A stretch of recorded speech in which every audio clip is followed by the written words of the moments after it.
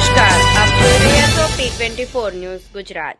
સુરત શહેરના ડિંડોલી વિસ્તારમાં ધોરણ 10માં અભ્યાસ કરતી વિદ્યાર્થીની સાથે છેડછાડ કરવાના ગુનામાં પોલીસ દ્વારા કાર્યવાહી કરવામાં આવી છે।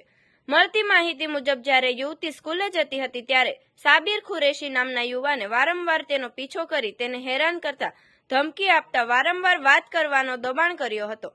આ જ કારણે યુવતીના પરિવારને ઘર ખાલી કરવા માટે મજબૂર થવું પડ્યું હતું। તેના માતા પિતાએ પણ આરોપીને અનેકવાર સમજાવવાનો પ્રયત્ન કર્યો, પરંતુ તે પોતાની હરકતોમાં કોઈ ફેર લાવતો ન હતો। આ બાબતે આખરે યુવતીના પરિવારજનોએ પોલીસનો સંપર્ક કર્યો। પોલીસ દ્વારા તાત્કાલિક કાર્યવાહી કરવામાં આવી અને આરોપી સાબિર કુરેશી સામે ગુનો નોંધી તેની ધરપકડ કરવામાં આવી। હાલમાં આ મામલે પોલીસ દ્વારા વધુ તપાસ હાથ ધરવામાં આવી રહી છે। આવા અવનવા સમાચાર જોવા માટે જોતા રહો P24 ન્યૂઝ ગુજરાત।